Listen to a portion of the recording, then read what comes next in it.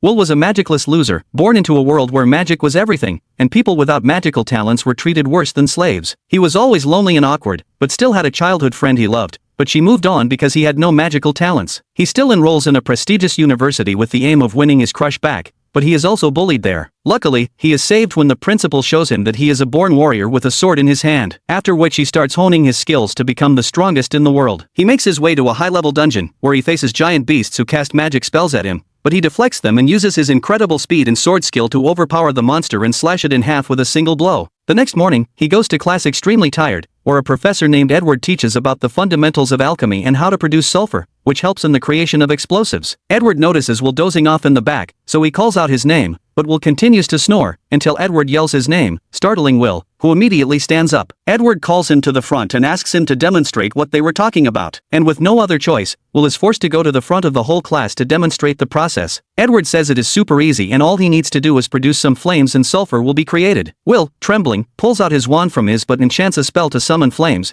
but to his dismay, not a single spark comes out of the wand. All the students start laughing at him as if he were a stand-up comedian, but the professor tells them to shut up. Edward looks at Will with disgust and says he cannot understand how someone like Will can be so good at theory, but fail completely at any kind of practical magic, and wonders how Will was even selected for this academy. Suddenly, a red-haired boy named Kian takes out his wand and confidently points it at the items on the table before using his flame magic, burning them completely and creating sulfur. As Will shrinks behind the flames, Edward tells them not to do anything without permission, as he immediately creates a huge crystal of sulfur with his magic spell. He tells them that magic is the most important thing in this world, as mages are heroes, and to survive in this academy, students need to be good at magic and fools who have no idea how to control magic should simply leave the academy. After the class ended, Kian and his henchmen approach Will and embarrass him by saying that he can only kill low-level dungeon monsters, but Will's classmate and childhood friend Cole comes out and tells Kian to leave him alone, as he is much kinder than him and his group. Kian is a little confused, but laughs and dismisses it, saying that kindness and hard work will not get you far without magic before leaving with his henchmen. Cole starts walking while telling him not to worry too much, but Will seems quite used to this bullying, as he looks at the sky, saying it is beautiful. It turns out that several years ago, humans were trapped under a layer of darkness and never saw the sky because they lived in fear of some evil spirits that cast a shadow over the entire world. Luckily, 5 legendary mages confronted the evil spirits and, after a great battle, managed to repel them and freed humans from darkness, showing them what the true sky looked like. These mages were known as Magivanders, and this title is now passed on to the most powerful mages in this world. She remembers the promise he made to one of his childhood friends named Elfie, who used to show him storybooks of the Magivanders, and they made a pact that they would become the Magivanders one day. She ended up fulfilling her part of the deal, as she had incredible talent and quickly rose through the ranks to become the youngest Magivander in history and began living in the Divine Tower, while Will ended up being very below average, barely holding on to the dream and promise. Later that day, he goes to meet Professor Wok, who ends up shouting at him when he finds out that this Harry Potter impersonator went to the level 7 dungeons alone and tells him that one day he will end up dead. Will falls to the floor and apologizes, but asks if he will receive credit for it or not. Wok sighs and grants him 2 credits for his effort, but while Will was busy celebrating, Wok asks if he still has not given up on the dream of becoming a wander. He states that to have any chance of becoming a wander, he needs to be admitted to the higher institute, and for that, he needs many credits in writing, spellcasting, and combat. If he is unable to use any spells, he will never get credits in spellcasting, so no matter how many credits he gets in the other 2, he will never qualify. Will states that no matter what, he will try, so Wok tells him that he will first have to graduate, but as far as he knows, he needs 4 more credits by the end of this week. This shocks Will, who immediately starts looking for monsters that can give him 4 credits, when Wok tells him that there is a monster called Baskerville on the 6th floor that has not yet been defeated. Will immediately hugs his professor, but, unbeknownst to them, Kian ends up hearing this and decides to go to the dungeons alone to kill the monster before Will, so that he will be expelled from the academy for not having enough credits. Later that night, Will enters the cave along with his familiar Kiki and tells her to use her nose to find the monster, but Kiki does not seem very interested in it, since the last time Will fought a Baskerville, she ended up getting burned by its breath. On the other side, Kian and his henchmen also enter the 6th floor, determined to find the beast before Will, so that he will be expelled. One of his subordinates with feminist pink hair asks if it is a good idea for only 3 mages to enter the 6th floor, but Kian looks at him angrily, stating that he is one of the best mages in the class and can handle it. He thinks angry, races thoughts as he walks and tells his subordinates to use their scanning magic to find the location of the beast, when suddenly a huge monster appears and punches the spiky-haired boy so hard that he turns into a pancake on the wall. Kian is incredibly shocked, unable to move, while the feminist starts screaming desperately in terror. Will hears the scream and immediately gets up before running at lightning speed towards the noise, worried that someone is getting hurt. He turns the corner when he sees Yayan on the ground casting fire blasts at the monster, who does not seem bothered in the slightest. Will immediately recognizes the monster as the Sentinel, which is an extremely strong monster, worth 10 credits,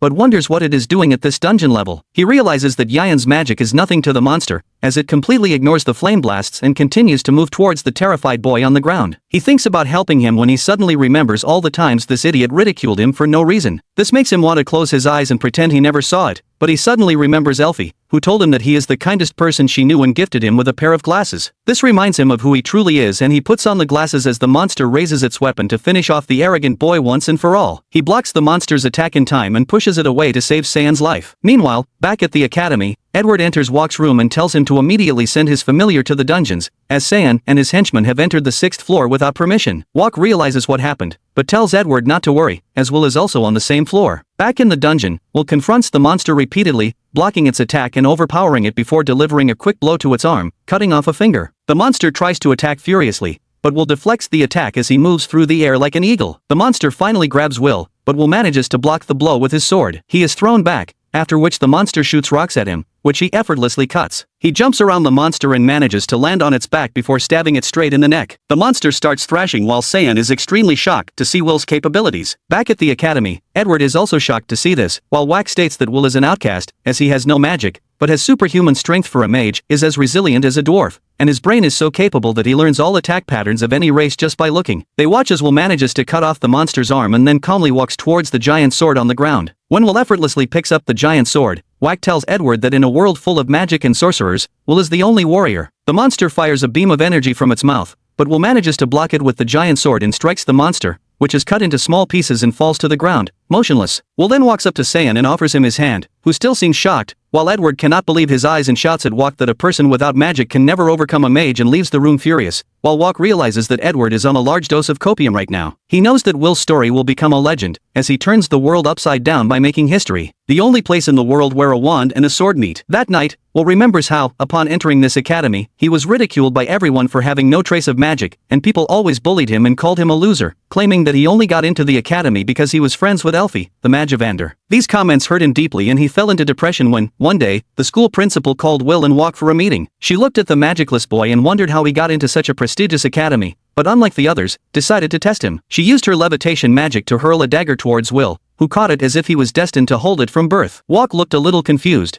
but the old lady was confident in what she was doing. She immediately covered Will with magic circles ready to shoot fireballs at him, which scared Walk, as he thought this could be the end of the boy. But Will did not hesitate and immediately cut all the magic circles around him in a single elegant strike before falling back to his feet. Walk collapses in shock, while the old woman laughed, stating that this boy was made to hold a sword and not a wand. She tells them that she will let Will continue studying at this academy, while Walk will be his guardian, as Will has no parents. Walk asks her if it would be safe for a magicless boy to study at a university full of mages, but the old lady confidently says that Will can handle it. Tears start streaming down Will's face, as he looks at the lady and simply asks if one day he can become strong enough without magic to become a Magavanda and climb the tower to reunite with Elfie, which brings a smile to the old lady's face. She tells him that, if he has unwavering determination to reach that level and a strong will to fight, there is still a chance for him to rise. This fills Will with a new fire and determination to become the strongest in this world. The next morning, he wakes up a little groggy, but goes to class, where Walk explains the workings of the academy. He tells them that, to become a Magavanda, they all first need to qualify to study at the higher institute, which opens a path to becoming the strongest mages and ruling from the top. To get to the higher institute, however, they need to either create a new magic spell or need at least 7,200 credits in this academy, which is extremely difficult. He tells everyone that they should not even dream of getting to the higher institute,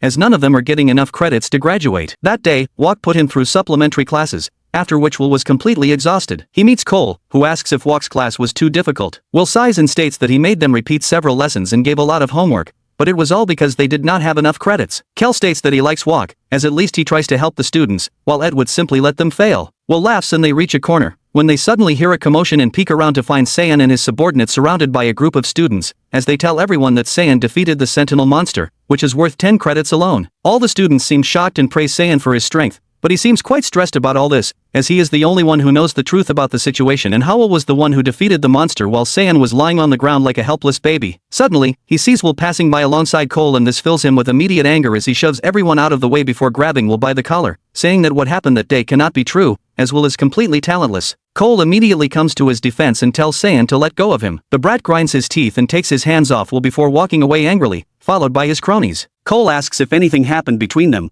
but Will lies that nothing happened. Meanwhile, Ed enters the Grand Master's office and tells her that Will should be immediately expelled from school. The Grand Master seems completely relaxed as she asks why he thinks that way, but Ed replies that Will is a warrior without magical abilities and yet he is trying to become better than people with magic. He states that a magic academy is no place for a warrior, but the Grand Master smiles and says that expelling Will in his 6th and final year would be too cruel. She takes out a ledger full of information about the students and opens Will's page, before noting that he has good grades in writing and has consistently earned credits, even without having magic. She states that this makes him an incredible student, as not only is he keeping up with the others, but he is also surpassing them even while being at a great disadvantage. She tells him that, even if he cannot become a Magia Vanda, he can easily become an academic or healer and help others. Ed states that if he wanted that, he would have no problem with Will, but Will wants to become a Magia Vanda. The Grand Master thinks for a moment and states that this can definitely be a problem and tells Ed to create a test for him. She tells him that now he also knows Will's secret, so she will give him full control over the location and how he takes his test. If he passes Ed's test, he will stay at this academy, but if he fails, Ed can expel him if he wants. Ed tells her that he is not as lenient as Walk, right, before walking away with a smile on his face.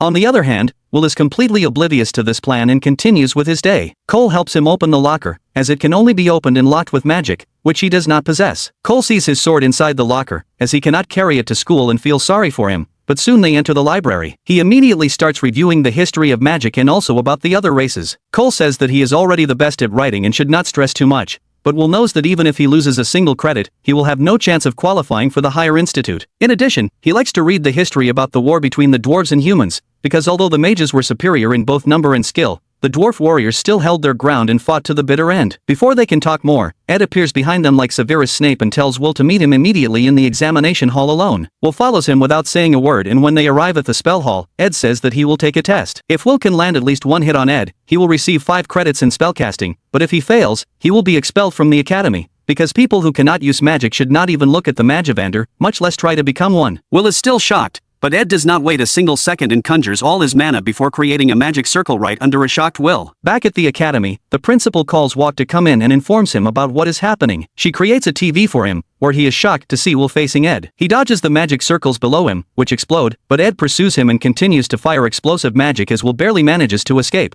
constantly running from the mage. Walk tries to argue against this, claiming that it is too cruel and unbalanced, as Ed is one of the strongest mages in the kingdom and is very close to becoming a Magia Vanda himself. Ed uses another dark explosion that Will barely manages to deflect as he breathes heavily from running, but realizes that he cannot stand still. He starts running with all his strength again in circles around Ed before trying to land a spinning kick, but, unfortunately, he is completely blocked by Ed with his magic shield, which throws him far away. He spits blood from his mouth as he sees Ed through his blurred vision, realizing that he is completely disadvantaged, as both Ed's defense and attack are completely flawless and there is no way to even scratch him. He tries to get up once more as Ed prepares to finish the battle and overlaps the same spell multiple times to create a wall of explosions that Will did not even know was possible. He starts running, but the explosions throw him far away again as Ed continues to throw him up like a ping pong ball from side to side, damaging Will's body to the point where he falls to the ground almost unconscious. He tries to get up, cursing his weak body without magic, as he wishes he had his sword now to defend himself. Meanwhile, Cole goes back to his locker to leave, while wondering what kind of lessons Ed is giving. Suddenly, she imagines Will being tortured by Ed with whips when a gate opens, startling her, but it turns out to be Kiki, who looks injured and is bleeding. She walks to Will's locker and starts scratching it, and Cole immediately realizes that something is wrong. Back in the examination hall, Will is on the ground as Ed approaches him and puts his foot on Will's head, telling him to accept defeat. But Will pushes his foot away and says he will never do that. He stands up once more and tells Ed that he will reach the pinnacle of magic with a sword in his hand,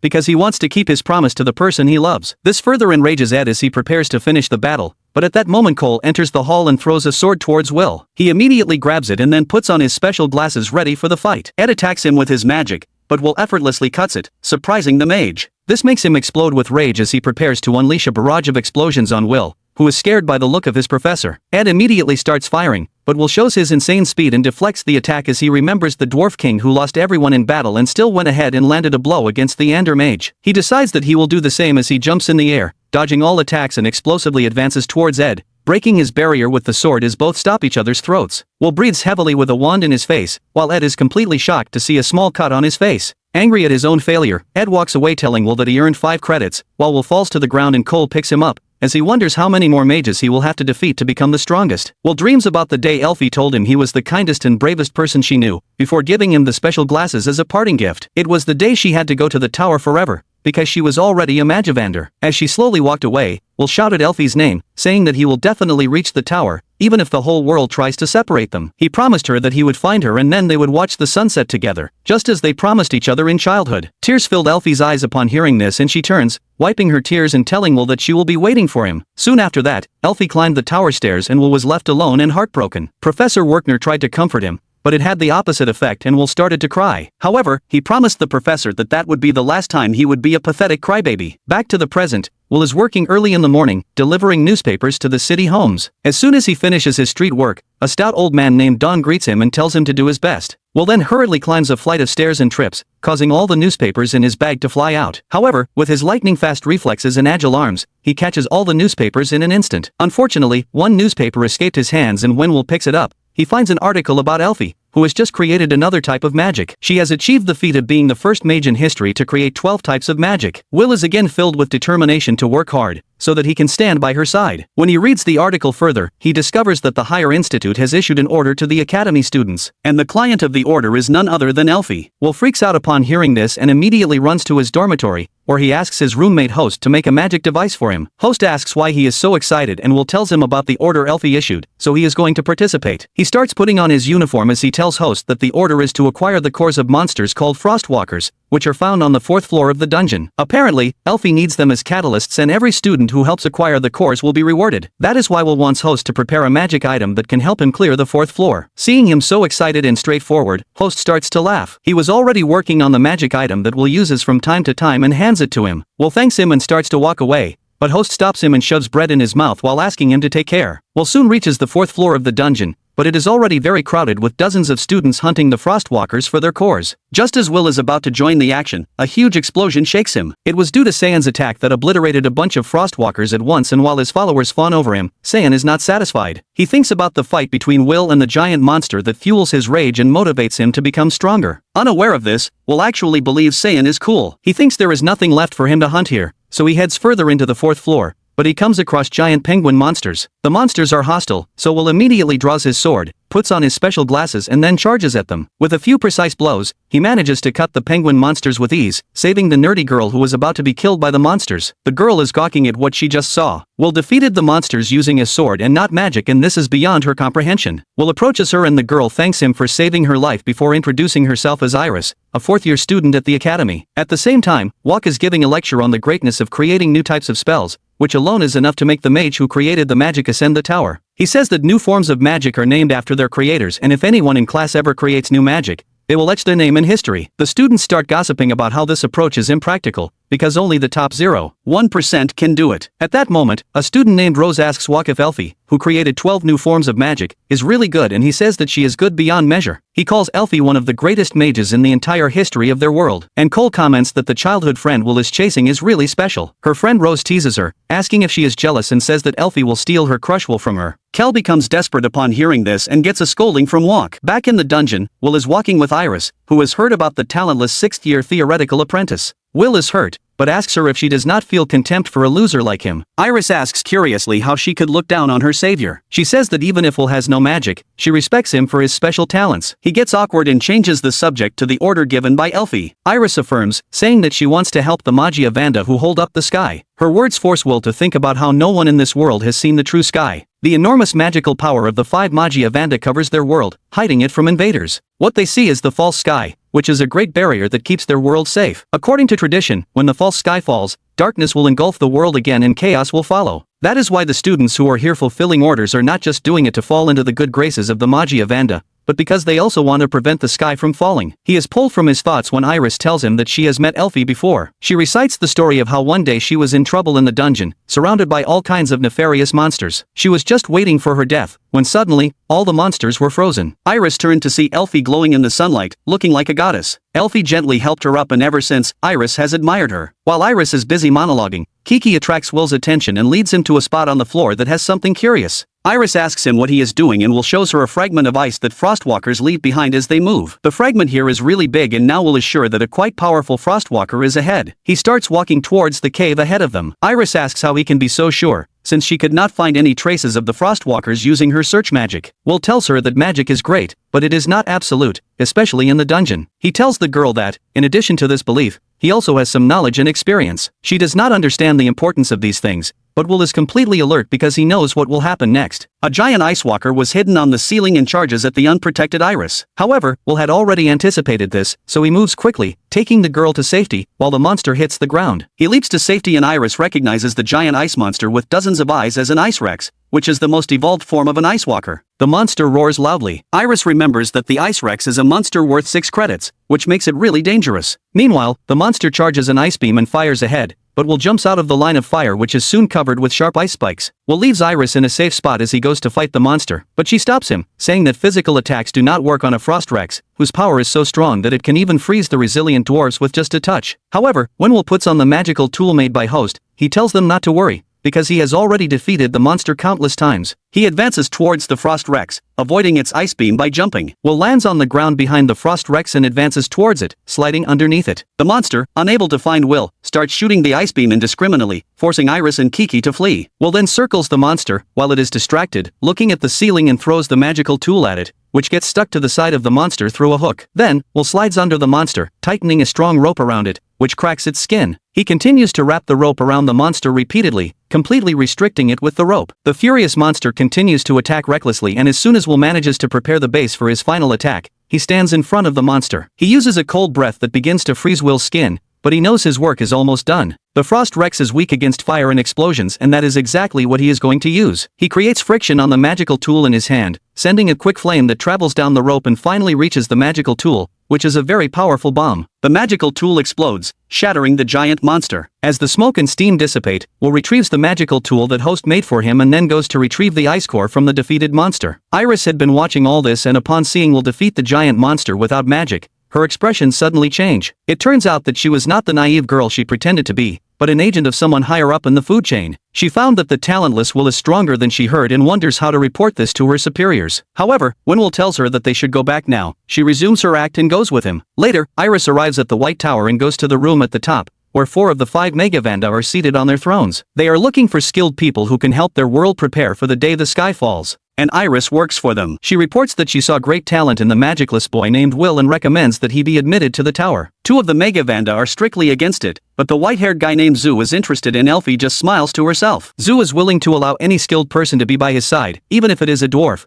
But the elf is not happy to hear this because elves believe that dwarves are barbarians. The red-haired carriage interrupts the fight and says that they do not need to make any decisions now, because they can wait to see Will's performance at the grand festival that is happening soon. Everyone agrees and leaves one by one, and only Elfie remains in the room. Iris was sent after Will by Elfie herself, and she takes out the giant ice core he sent, while repeating her promise to wait for Will forever. The day of the grand examination finally arrived at the Magic Academy, and the students are gathered in the hall, prepared to fight for their points. Each student must obtain at least 7,200 credit points to be able to graduate from school, and the maximum credits one can get is 12,000. However, this is extremely difficult, and only those who manage to achieve this high score in credits are allowed to compete and train to become Megavanda, the highest ranking mages in the world. The examination is being supervised by a professor who has summoned giant metallic golems that the students need to destroy. He watches as the students try to create the strongest magic spells to earn the maximum credit points. Saiyan is among the first students to attack the metallic golems and decides to use a powerful fire spell that launches solar flames at the monsters, causing them to melt and disintegrate without much resistance. Cole is next, and she first creates huge boulders in the air, then, using a special teleportation spell,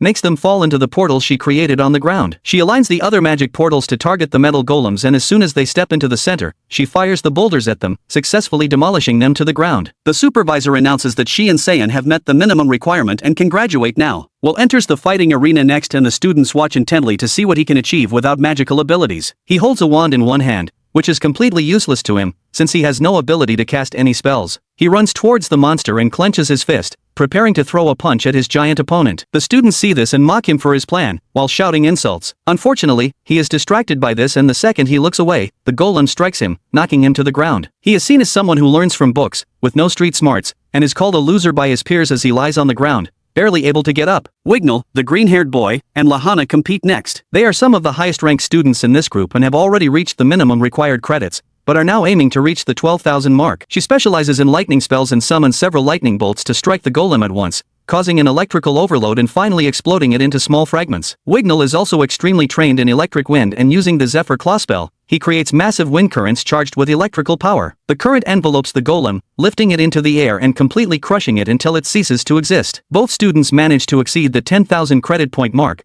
placing them among the best students. Julius, a student with superior ice control power, enters next. He confidently enters and pulls out his wand to cast the spell. He fires ice bullets across the room and hits all the golems. The ice bullets activate and explode into giant ice structures, completely freezing the golems. He not only defeated his own golem, but also those of the others. Before leaving the hall, he confronts Wignall and Lehana and challenges them to a fight to prove who is superior. They accept his challenge, destroying the ice rose he creates. Due to his defeat, Will still has not reached his minimum goal and is lamenting in a corner. The Grand Magic Festival is approaching and Cole sits with him during lunch to talk about it. It is held only once every 2 years, and during the festival, different factions compete against each other. They are the Lightning, Earth, Fire, and Ice factions. The festival allows students from everywhere to fight and showcase their skills in the stadium. It is the only time when special recruiters from the towers of the factions that guard the world come down and watch the students perform. Those who demonstrate exceptional quality are hired directly without any other requirements. So Cole tries to encourage Will to participate in the competitions, so that he has a chance to show his unique warrior skills. This may be his only chance to ascend to one of the towers and reunite with his best childhood friend without completing his credit points. The High Mage, who is the leader of all mages and controls all factions, also participates in the event, and Will must try to impress him for direct entry into the Mage Towers. However, he still has not overcome the shame of previous competitions, where his performance was ridiculed by everyone. To encourage him to participate and show him how high the stakes will be at this year's festival,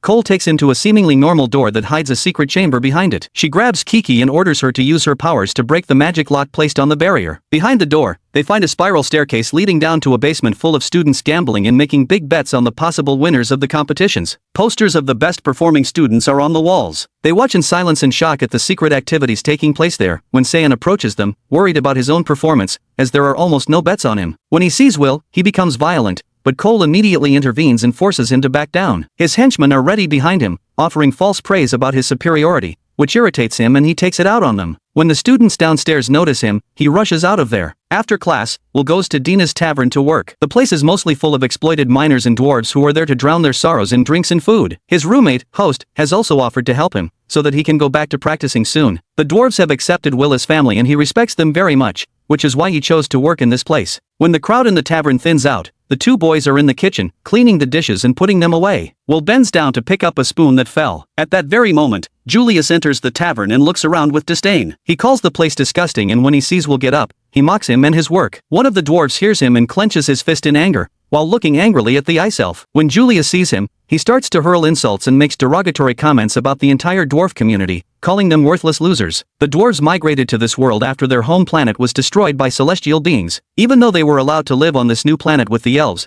they were extremely mistreated and despised. A dwarf was a second-class citizen, and it did not matter what the elves did or said. They could not raise their hands or fight back, as they would be severely punished. Julius takes advantage of this as he continues to hurl insults at them and sits down to order food and drinks. The atmosphere of the entire tavern became hostile, and Will slowly takes off his apron and heads to their table. He is fed up with the mockery and decides that it is time to defend his friends. Julius is not intimidated in the slightest and raises his leg to kick the plate of food at him. Will is not intimidated by this. Instead, this further fuels his anger as he thinks about the spilled food, which was carefully crafted by the wisdom and knowledge of the dwarves, who work hard and fight for their survival every day. Even though dwarves are labeled as barbarians, it is the elves, especially those like Julius, who are worse than beasts, as they only care about themselves. Julius's two henchmen see the anger on his face and stand up to prepare for a fight. They underestimate his power, as he has no magical abilities, and advance towards him. Without even moving from his spot, Will grabs both of them and with a quick movement, throws them to the ground, knocking them unconscious. Julius is both amused and irritated by this turn of events and casts an ice spell throughout the tavern. Will manages to break the ice and fight for a while. He dodges attacks and narrowly escapes the ice as his glasses are knocked off his face.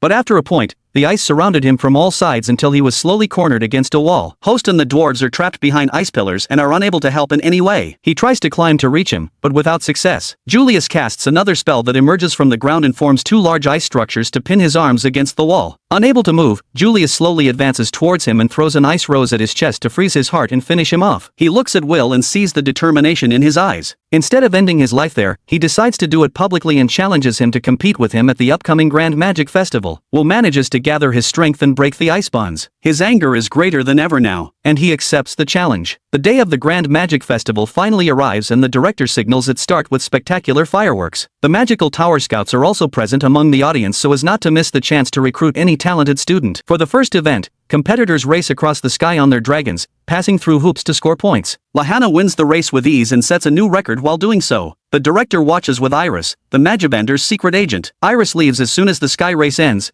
because now she has to pretend to be a naive student to cheer for Will. On the other hand, Saiyan is preparing for the next competition. Before, Cole had asked him to join the team, and ever since, he has been over the moon, thinking that Cole finally chose him instead of Will. However, when he enters the locker room, he is shocked to see Cole next to Will. He throws a tantrum, demanding that Cole explain what the magicless loser is doing there, and she tells him that a team must have 21,000 credits to participate in the next event, and he was the only one she could ask to reach that number with her and Will's credits. Saiyan is not happy and asks why he should be dragged along with a loser like him, when suddenly, Julius passes behind him. Julius gives Will an unpleasant smile, and even without turning around, Saiyan realizes that the ice user's attention was not on him. This further enrages him, as he thinks that Will is trying to humiliate him again by becoming the rival of a top talent like Julius. Soon, the main event of the day, the crown attack, begins, and the mages of the elf faction combine their powers to transform the entire arena into a replica of the lost world of the elves. As soon as their complex magic is completed, the arena is surrounded by diverse terrain with volcanoes, swamps, fields, and forests. All teams will start their journey from the edge of the transformed area, aiming to reach the arena first and claim the crown. However, they will not only have to face the dangerous terrains of the battlefield,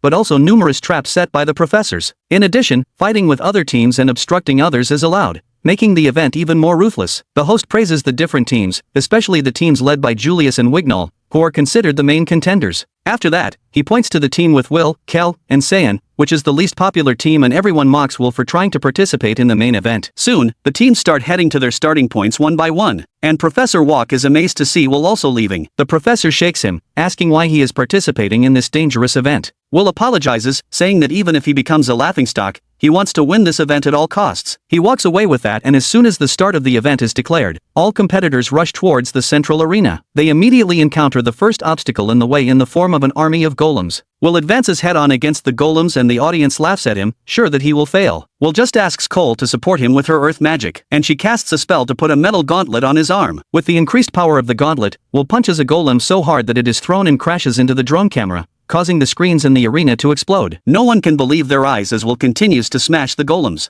and Cole tells Saiyan that, as long as Will is using a gauntlet made with magic, they are not breaking any game rules. However, all Saiyan can think about is the time Will saved him from the giant Minotaur monster. The humiliating memories of being saved by someone he always considered inferior are crystal clear in his mind. To overcome the shame he felt that day, Saiyan worked hard to become stronger. But now, he realizes that Will is still miles ahead of him. With that, Will's team overcomes the first obstacle and advances to the next zone, where a series of magic boxes fire stone bullets at them. Will punches the ground with his magic bracelet, creating a wall that blocks and deflects the stones. He then runs ahead, and Cole uses another spell to create dozens of swords on the ground. Will picks up the swords and throws them at the magic cubes, knocking them down one by one with incredible precision and speed. When all the cubes explode in the air, one rolls down, while Will misses his target. The cube prepares a stone bullet, but Will grabs the sword and knocks it down in time, overcoming the second trap with ease as well. As he rushes ahead, the audience's opinions change. Even the critics begin to think that Will is incredible, but some still believe that it is only because of Cole's magic. Even Ed testifies that Will perfected his fighting style by exploring the dungeons, and that he cannot be challenged by this level of traps. Will's team is in the lead, and they rush at full speed, while other teams struggle to overcome the various traps. Julius and his team are also progressing well,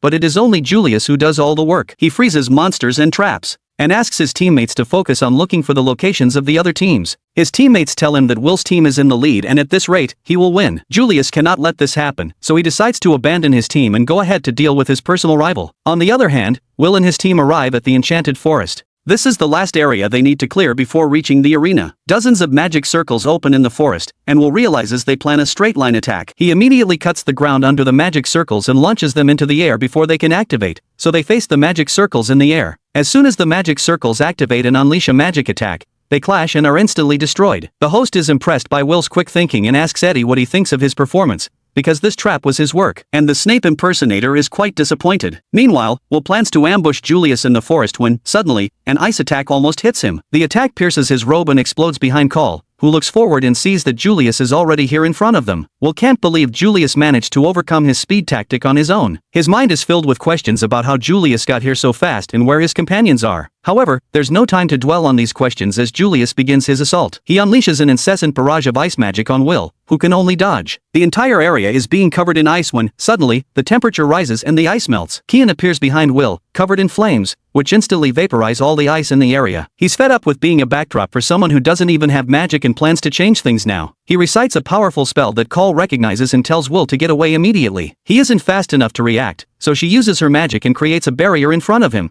just as Kian unleashes his devastating attack. The attack shakes the entire area, and Will is only saved because of the earth wall. When the attack stops and he comes out of his hiding spot, he finds the entire forest burned and Julius nowhere in sight. Will is still trying to process what just happened, but Call knows that Shaun attacked both Julius and Will intentionally. She asks Shaun what he's doing, and he tells her to shut up because he's tired of hearing her. He tells Will it's time for them to fight and settle their conflict once and for all. Will tries to tell him it's not the time for that, but Shaun attacks him, calling him a nuisance that must be crushed as quickly as possible. Call tries to stop them from fighting, but then, suddenly, Julius blocks her path with an ice wall. As she wonders how he survived Shaun's bombardment, Julius attacks her. Will gets worried when he realizes Call is in danger, but he doesn't have time to worry about her as Shaun keeps attacking him. He manages to disarm Will, who tells him it's not the time to fight each other. In response, Shaun just tells him to pick up his sword to continue the fight. Will obeys and picks up his sword, preparing for a battle to bring Shaun back to reason. Many years ago, when Will and Shaun began their student life at the academy, Will was the most pathetic kid anyone could find. People bullied him and stuck notes saying he was a useless person on his back. Shaun felt disgusted by this and decided to help the pathetic kid in his own way. He burned the note and then told Will that he would allow him to become his subordinate,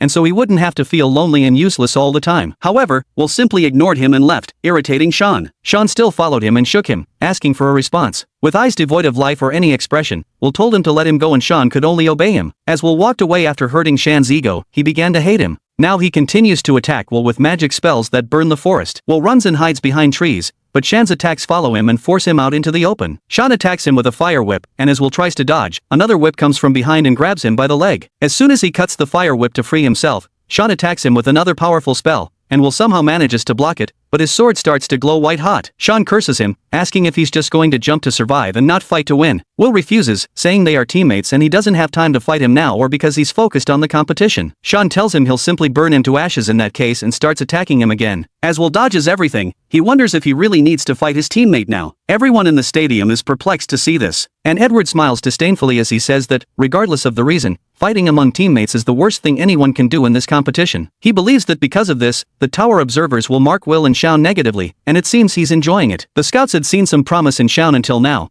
but upon seeing this incident, they think he's not fit to be recruited by them. Will's roommate, Roast, is also worried about him when, suddenly, Iris appears and asks if she can sit next to him. They know each other from previous encounters and Roast finds it hard to believe when Iris starts cheering for Will. She says she wasn't interested in him at first, although someone reliable had spoken about him, but after seeing him in action, she became his biggest fan. On the other hand, Call is fleeing Julius as she tries to find a way to reach Will and Shaun. Julius taunts him, asking if the famous Earth Princess won't fight back. Call hates the nickname and tells Julius to stop calling her that. He attacks her with ice magic and she blocks with a stone wall. However, she suddenly sees a magic circle under her feet and realizes she's walked into a trap. A massive amount of dark magic hits her at point-blank range and everyone is shocked to see it. What's more shocking is that Julius is on every screen, facing all teams at the same time. No one can understand what's happening, as Julius seems to be everywhere. He will also face Wignall's team, reminding him that he promised to crush everyone with his secret weapon. Wignall greets him with a familiar spell, returning the ice flower he had given. As the flower distracts Julius, a magic circle opens at his feet and, suddenly, he is swallowed by a tornado. It turns out it was just a clone Julius made with ice and magic stones and he is destroyed by Wignall's attack. Everyone is amazed by his performance, but Philly, one of the leaders of the elf faction, thinks Wignall is completely mediocre and barely meets her expectations. She then asks her partner Left to let her return to base now, because she is introverted and the festival atmosphere is like a slow and painful poison to her. Left refuses to let her go because they must watch the entire festival and then report to their master, the elf magic Vander. Meanwhile, the audience wonders who will win the competition now. They thought Will's team would win, but then Shaun went ahead and sabotaged it. His colleagues are curious about why Shaun did this, and even Will is wondering why the redhead is so fixated on him. He remembers a time when everyone used to mock him and interrupt his work for no reason, just to make fun of him. He was depressed because no one knew better than him that he was a failure. But that was no reason for anyone to go out of their way to bully him. He was numb from the constant harassment and just wanted people to leave him alone. So, when Shaun approached him that day, he just asked him to let him go. He didn't understand his intentions, but he didn't care about them either. because he planned to devote all his time and effort to reaching Elfie. That day, when he ignored Shaun, he threw a fireball at him out of frustration. And today again, he attacks him in the same way. Will dodges his attacks and starts running. Shaun then chants a high-level magic spell and creates a hawk made of flames, which is his guardian. Will is surprised to see this and even more shocked when Shaun orders the hawk to attack him, as guardians are mainly used to defend and buy time. He reacts quickly and jumps using his sword as a platform, cutting off the flame hawk's wing in the process. Then, he picks up his sword and runs towards Shaun, thinking it's his chance to end the battle. However, the flame hawk quickly regenerates its lost wing and starts chasing him. Will realizes he must destroy the core to stop it,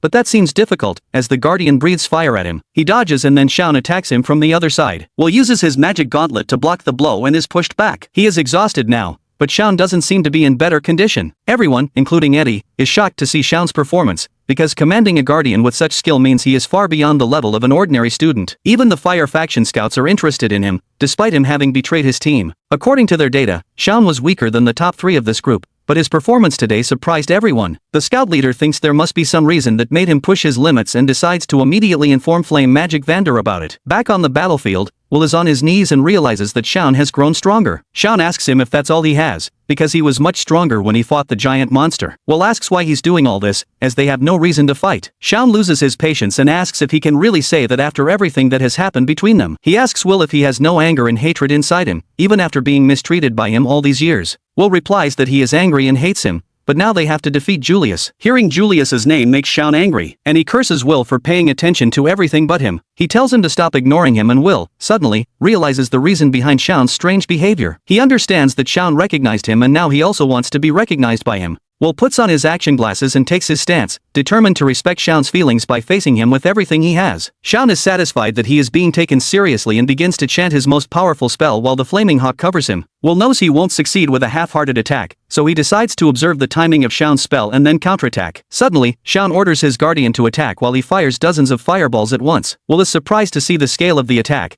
but he has already seen the path of the attacks. He moves forward at full speed, dodging the attacks effortlessly. He emerges from the flames and cuts the core of the flaming hawk before heading towards Shaun. Shaun attacks him with another point-blank attack, but before his attacks can connect, a stone wall appears right between them, stopping them. Will hits his head on the wall and even Shaun falls as Call appears and tells them to stop fighting. Her clothes are in rags after the fight with Julius, and she tells the boys that she beat up Julius, but that he suddenly disappeared. Shaun takes a while to react, but he stumbles as he tells Call that it's indecent for her to walk around in such clothes. Call calls him a misogynistic pig for judging a woman by her clothes, and then reminds him that it's all his fault for starting the fight. She then tells Will to hurry up because he has a score to settle with Julius, while she handles things here. Shaun says he won't let her get in the way of their fight, but Call scolds him for being selfish and stupid. Suddenly, Will puts his cloak on her and thanks her, which makes her blush with embarrassment. Will picks up his sword and runs off, telling Shaun that they will continue the fight another time. Meanwhile, Julius and his team are the first to enter the stadium. The host thinks that there is no one who can stop them from taking the throne, when, suddenly, Will leaps into the stadium at an incredible speed. He lands with a bang right behind Julius and the team, leaving everyone speechless. Will stares intently at Julius and challenges him to a fight, and he was also waiting for this. Meanwhile, in the White Tower, Will's childhood friend, Elfie, is sitting on the balcony. Her assistant Sari arrives with a report, but when she calls Elfie, she realizes she is fast asleep. Sari wakes her up with a slap and tells her to pay more attention to her reputation as a magic vander,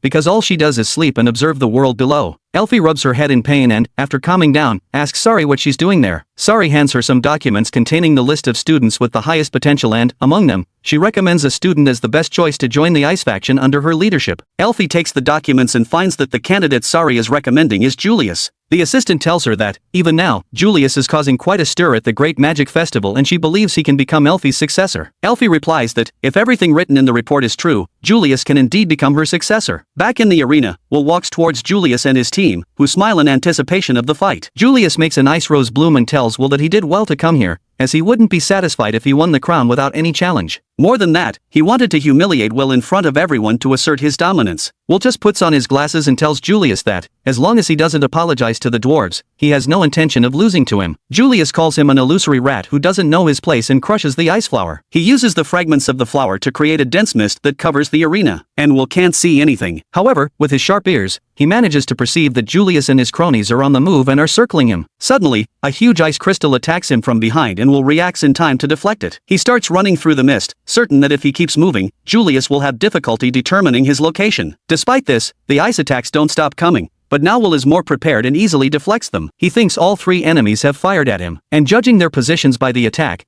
he decides to launch his counterattack. He finds Julius and runs towards him, but then, suddenly, an ice crystal almost hits him. It came from a new direction and Will wonders how this can happen. As the mist dissipates, both henchmen appear behind Julius, who tells Will that neither of them moved. Will is surprised by this, but what happens next leaves him completely stunned. As the mist dissipates, the entire audience is shocked to see multiple clones of Julius in the arena. Even Eddie is forced to stand up from his seat, and Will wonders what is happening. He thinks that perhaps the clones are just illusions, but then realizes that they are real. And that can only mean one thing. Before he can react, the clones reach him and Julius tells him to be careful because they explode. He uses his magic to make them explode and Will can't move fast enough to avoid it. He is caught in the ice and everyone in the audience is puzzled. Only a few people, including Eddie and Walk, know that the spell Julius just used was one of the 12 original magic spells created by the genius wizard Elfie. Will knows this too when he realizes that Julius used the first of the 12 spells that make ice clones of the spellcaster. He asks Julius how he can use Elfie's spell, and Julius starts laughing in response. He says it's just because of his natural talent and no other reason. He learned the secret technique by studying on his own, and that means he is already at the level of a magic vendor. Julius says that Elfie is nothing special compared to him, and one day he will expose her to the world. Will can't stand for Elfie to be insulted, so he breaks free from the ice and charges forward. Julius just laughs and launches an ice attack at him, and when Will blocks, he finds himself among the clones who are ready to attack him. He keeps dodging their attacks one by one, but Julius and his henchmen say that if that's all he can do, he will lose soon. Julius then decides to further display his skills and, suddenly, the clones surrounding him stop attacking. They, suddenly, explode into pillars of magic that merge and trap Will inside a pyramid-shaped barrier. Will panics as he realizes he is trapped, and when he tries to cut the barrier with his sword, nothing happens. To top it off, Julius creates a gigantic ice crystal in the air and throws it towards Will, crushing him. Everyone is perplexed by his overwhelming strength and Eddie comments that Julius has the qualities of an ideal magician because he won the fight without taking a single step. Julius then creates a few more clones to be sure and walks towards the edge of the arena. He calls out to the scouts, asking what they think of his performance and declaring himself as Elfie's successor. Everyone starts to applaud him, thinking he is amazing, but Will's friends think Julius will look like a pathetic loser soon, because the fight is not over yet. Suddenly, the ice crystal crushing Will is cut in half, and when Julius turns around, the crystal shatters and Will comes out, visibly unharmed. Julius wonders how he survived the attack, but Will just thanks him for helping him clear his head, because he always loses his mind when Elfie is involved. He takes his stance and the frustrated Julius decides to finish him off this time. His entire team attacks Will with ice magic, and they think they hit him, but Will had already avoided their attacks and reached them from behind. He knocks down both henchmen with a single blow and, suddenly, the clones crumble. Everyone is confused about what is happening and Will explains that Julius has not yet mastered ice clone magic. He was controlling the clones with the support of his teammates and, without them, he cannot use the magic properly. He tells Julius that he should not compare himself to Elfie, because he is not even fit to be the gum on her shoe. Julius is furious now and he screams Will's name as he prepares to attack him. He creates a rose vine made of ice over his arm and fires it towards Will, who easily cuts it. However, this was a two-layered attack and Julius, suddenly, detonates the roses at a distance, engulfing Will in mist. When the mist dissipates, his clones surround Will and he declares that he will show the difference in their abilities. He attacks Will with several ice fragments, but Will deflects them and gets close to the crown. As there is more distance between him and the clones now, their attacks slow down and he can easily dodge and deflect them now. Julius continues to attack him, knowing that Will was right in saying that he has not yet mastered the ice clone spell. He can only control 4 clones by himself and, even then, their movements are very limited. However, he is sure that there is no way Will can differentiate him from his clones and plans to use this to his advantage. Suddenly, Will rushes towards Julius, who panics and immediately creates a rough ice wall between them. Will cuts the wall with ease and then kicks a block of ice towards Julius, who hits him in the gut and leaves him gasping. Julius asks how he knew it was the real one and Will replies that the temperature of the ice clones is very low and, if not controlled properly, the cold escapes and ice crystals form on their feet. Julius immediately looks at his clones and realizes that Will is telling the truth. He loses his calm and his clones shatter. He gets up and demands to know how an incompetent loser like Will knows this complex spell better than him. Will replies that he and Elfie are best childhood friends who grew up in the same orphanage, and that's why he knows her magic well. He looks at the tower, certain that Elfie must be smiling at him, and then turns his attention to Julius once more. He declares that he knows all the strengths and weaknesses of Elfie's spells, and Julius refuses to believe him. He shoots an ice crystal at him,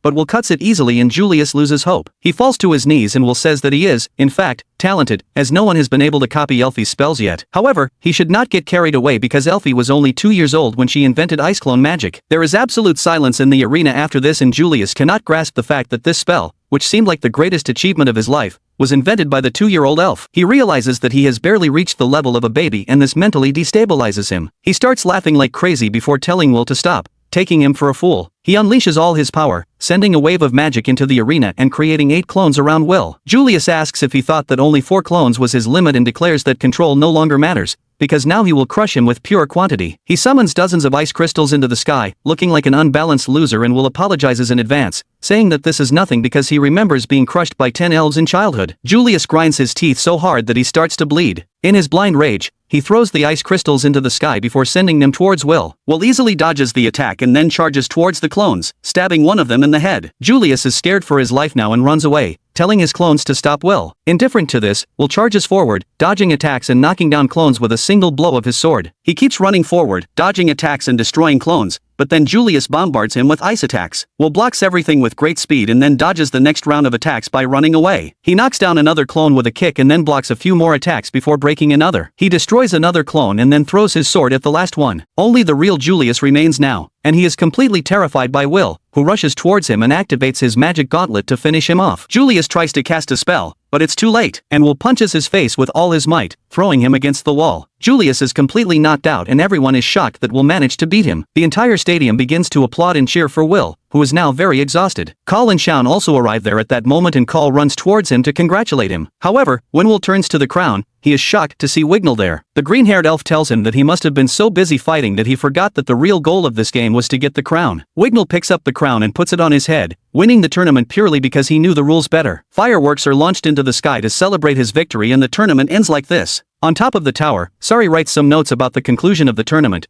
but Elfie is already trembling in her seat, asking if there is any magic to go back in time or erase memories. Sari tells her that there isn't, and, even if there was, she wouldn't let her use it. She asks what's wrong and finds out that Elfie is in tears because Will had previously said that he was tormented by 10 elves in the past. Back in the arena, Will finally sits down to rest and Call comes to his side. Shaun can't believe that Will even defeated Julius and swears to be the one to defeat them. Meanwhile, Will apologizes to Call for Wignall taking the crown, but she doesn't care. He doesn't either, because he managed to fulfill his promise by defeating Julius. At night, Will and his friends go to the tavern where he works, where the dwarves are throwing a party to celebrate his victory. Dawn, the leader of the dwarves, makes a toast and starts the party. Call is surrounded by curious ants who ask when she will marry Will, while Professor Walk goes around thanking the dwarves for taking care of Will. In the morning, only a few of them are still awake. After drinking, Dawn asks Will if he was recruited by the tower, but Call says no. They not only had a fight among team members, but also failed to win the competition. She says it's all Shaun's fault and then Rusty appears, asking if they didn't invite Shaun to the party. Will replies that he tried to invite him, but he angrily rejected his offer. Dawn says it's okay, because in the end,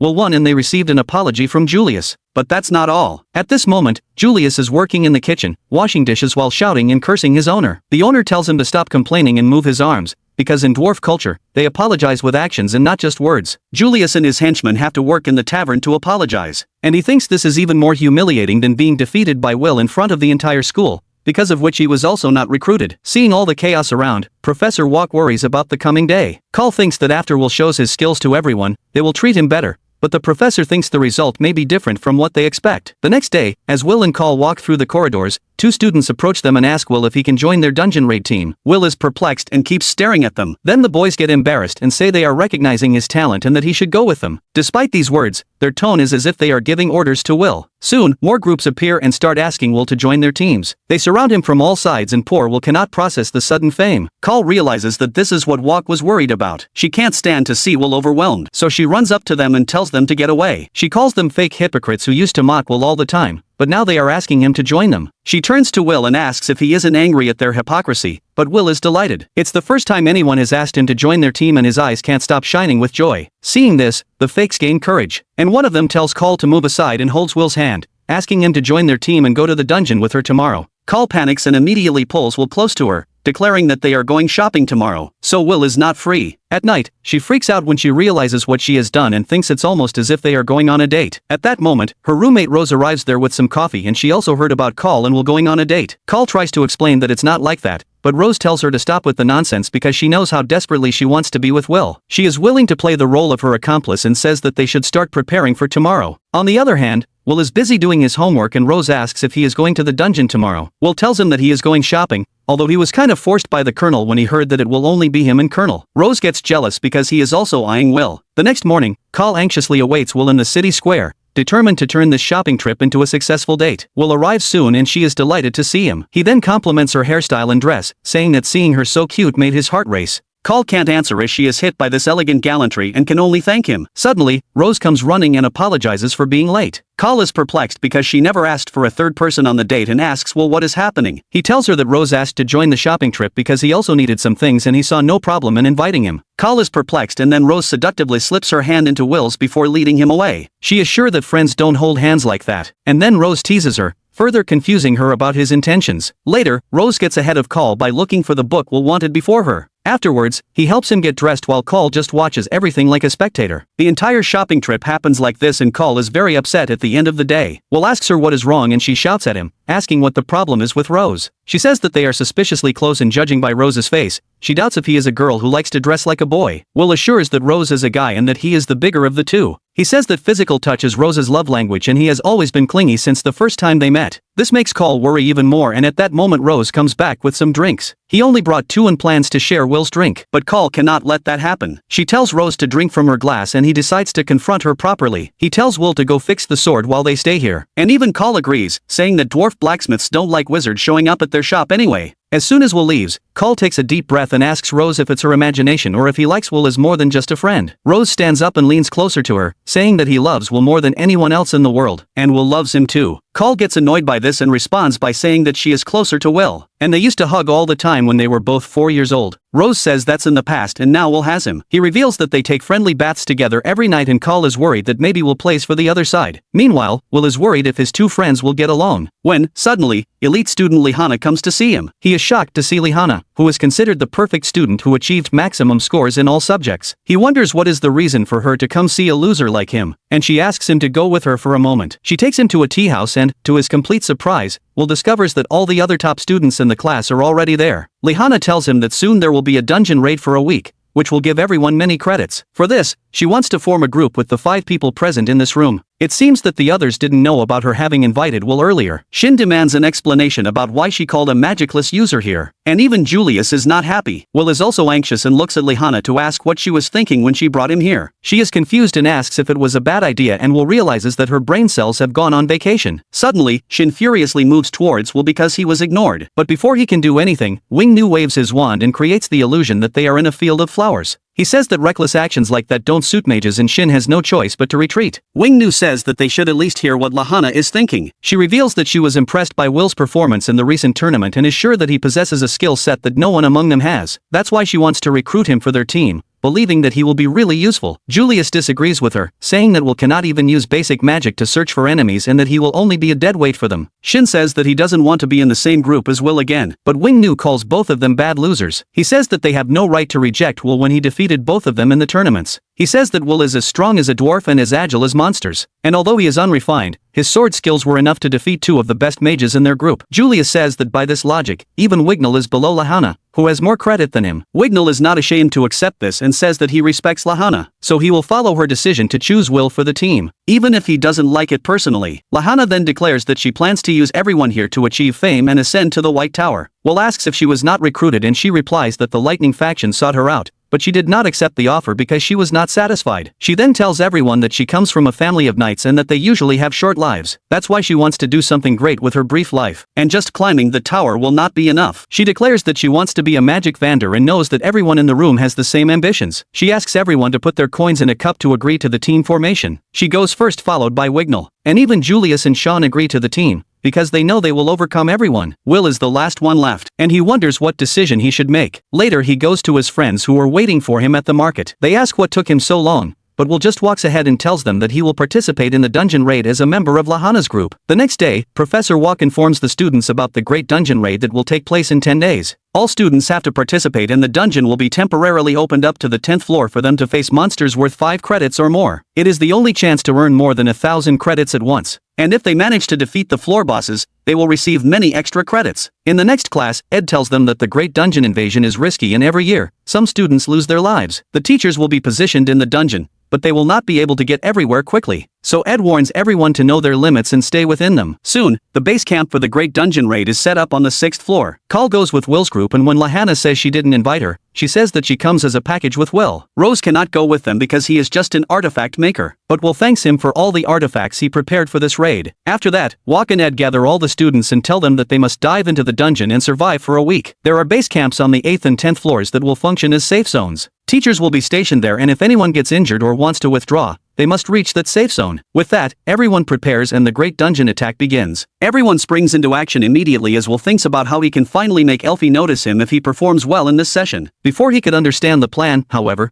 Wig immediately uses his wind magic to launch them into the air at incredible speed, quickly covering a great distance, but they soon begin to fall, which scares Will as he wonders what the hell is happening. Fortunately, everyone stops in midair before falling and gently touches the ground, while Will falls face first into the dirt. Kal asks if he is okay, but he immediately stands up trying to adjust to his new group. Suddenly, the cave behind them explodes and a giant crimson ant emerges. Will thought it was just a monster, which wouldn't be a big problem for him, but they seem to have stumbled upon an ant colony, as a huge horde of ants begins to move towards them. Will knows that mages are not good at close combat, which means he will have to deal with these monsters, so he prepares with his sword, but Will stops him and tells him to watch. Suddenly, Lahanna rushes past them with the speed of lightning, while Will says that Lahanna comes from a family of knights and is an exception among mages, as she is specialized in close combat. She completely demonstrates her talent by destroying the monsters with a single blow, shocking Will deeply. They soon move on, but things are not going as planned for Will. He remembers Wok telling him about the most basic magic spells known as search, which can help them find monsters in the area, but since he cannot use this magic, he cannot find them fast enough. Another monster appears behind Will, who is caught off guard, but he is saved by Julius, who freezes the ant and tells Will not to get in his way. He realizes that he cannot kill even a single beast if this continues to happen, and soon after, Wig uses a huge magic circle of wind blade to decimate all the monsters around them. Wig comments that he expected Will to be of some help, but so far he has been quite useless and cannot even fulfill his role of being the shield. Lahanna intervenes, stating that he simply has not had the time or opportunity to get into his role and believes that soon they will be happy that Will was with them further down in the dungeon. They don't even collect the items because that would only slow them down. While Shaun tells Wig not to delay them, Will tries to get out of this state and start helping, but he is still of no use, as the monsters are killed before he even has a chance to see them properly. He simply continues to follow them throughout the dungeon like a pack mule while they deal with all the enemies. Soon after, Lahanna looks at her watch and tells everyone that a day has already passed and that they should take a short break before moving on. However, they are in the middle of a cave, which is not really safe, so Wig uses his elf to create an illusion of a firewall, which causes no damage, but is enough to scare away any monster that tries to attack them. Soon, Lahanna tells him to distribute the ration they brought with them, so Will immediately drops his backpack and takes out some food for each team member and hands it to them. When he approaches Wig, however, the green-haired jerk tells him not to approach and simply leave the food on the ground, as he does not want to touch Will, as he is not worthy of it. Kal is horrified by this discrimination and, like a typical white woman, starts shouting at Wig, but he claims that it is not just Will. He does not want to be touched by any of them, except Lahanna, as they are all mages while he is an elf. He only lets Lahanna touch him because he considers her worthy enough. Will tells Kal to let him go as he sits on one side,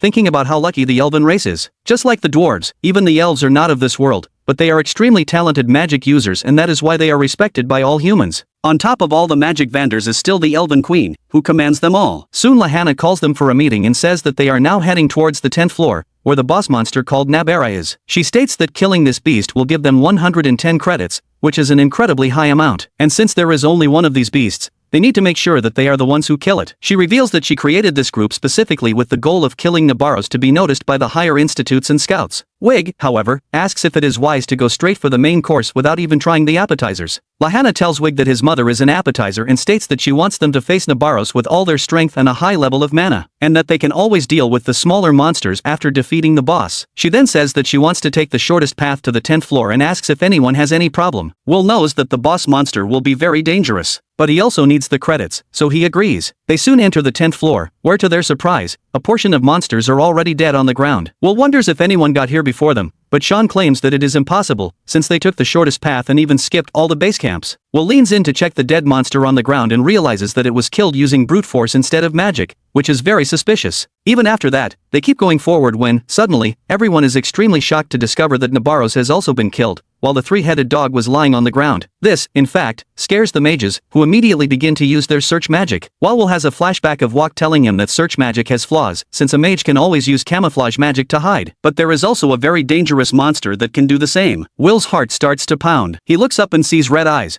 while the monster charges a beam and fires it at them. Will tells everyone to get away as he blocks the beam with his sword and deflects it. Before they could realize what is happening, however, the monster appears behind Wig and throws him against the wall, making him bleed. The remaining mages immediately begin to prepare spells, but the monster slams its hand on the ground, shaking the entire foundation. The ground below them breaks apart and everyone begins to fall. Will immediately rushes towards unconscious Wig and saves him during the fall. He gets up and looks around to see themselves in a strange hideout and realizes that they are on a completely different floor. Shaun and Julius are also trapped together, as they also cannot believe that they have fallen to the 11th floor, which is outside the Academy's territory, so they cannot expect to be saved. Lahanna, on the other hand, is bleeding from the head as she thinks if they will be able to get out alive, since the 11th floor is on a completely different level from all other floors and only high-ranking mages are allowed to step here. This turns out to be true when a huge snake attacks Will, but he manages to cut off its head, which brings Wig back to reality as he wonders if this loser killed the beast by himself. Will immediately tries to help Wig get up, but the idiot pushes his hand away saying that he can manage on his own. He begins to bandage his arm while Will calculates that they have almost lost all their equipment. But everyone has insufficient supplies to survive 2 days at most. But, as they are on the 11th floor, the best estimate would be that they have 1 day in total to escape this hell. He immediately tells Wig that they should look for Call and the others, as that is the only way for them to survive this level. Wig tells him that they should simply stay put and wait for help, according to the Academy rules. But Will tells him that, with the monster on the 10th floor, no one will come to save them so quickly. He turns out to be correct, as 2 Academy teachers were killed and crucified on the rocks, while a horde of monsters creates a stampede at the base camp of level 8, while Professor Elisa tries to control the situation. Wok realizes that something definitely seems wrong, while Ed runs up to him stating that the event has been cancelled and that they are going in because something is seriously wrong. Back on the 11th floor, Wig continued to use search magic,